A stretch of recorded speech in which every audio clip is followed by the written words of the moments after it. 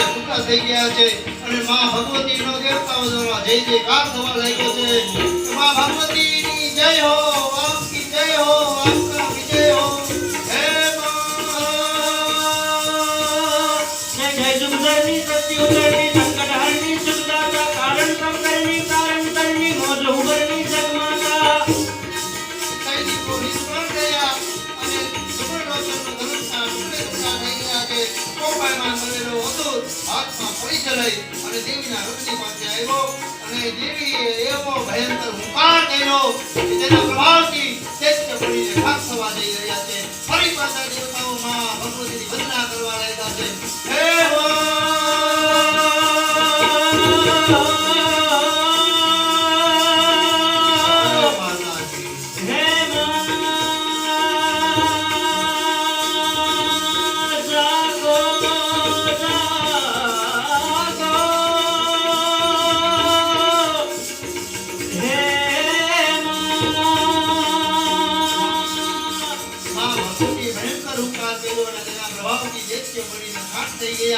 સૈનિકોના ભરાટ ફેલાઈ ગયો.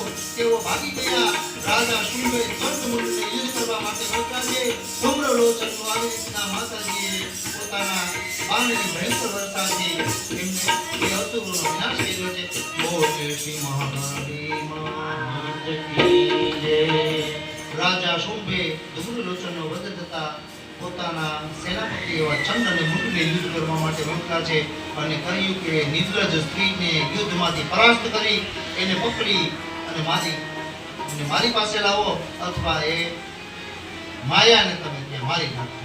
આવી રીતના કહી અને ધૂમ્રલોચનનો સ્મરણ કર્યો એટલે દેવતાઓએ એમાં ભગવતીની સ્તુતિ કરી છે. નાગેશ્વર વિષ્ણરામ ફણિપણો સંસાર રત્નાવલી ભાસ્વદેહલતામ દિવાકર નિભામ નિત્રત્રયોજ ભાસિતામ માલા કુંભ કપાલ નીરજકરામ ચંદ્રાર્ધ ચૂડાપરામ સર્વજ્ઞેશ્વર ભૈરવાંગ નિલયામ પદ્માવતીમ ચિંતયે.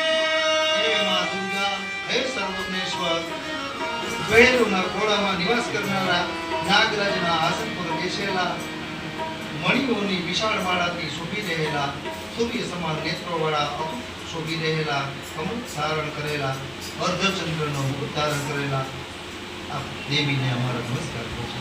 વ્યાસજી કહે છે કે ચંડ અને મુંડ બે મહાન શૂરવીર હતા. શુંભની આજ્ઞાથી બંને રણભૂમિની તરફ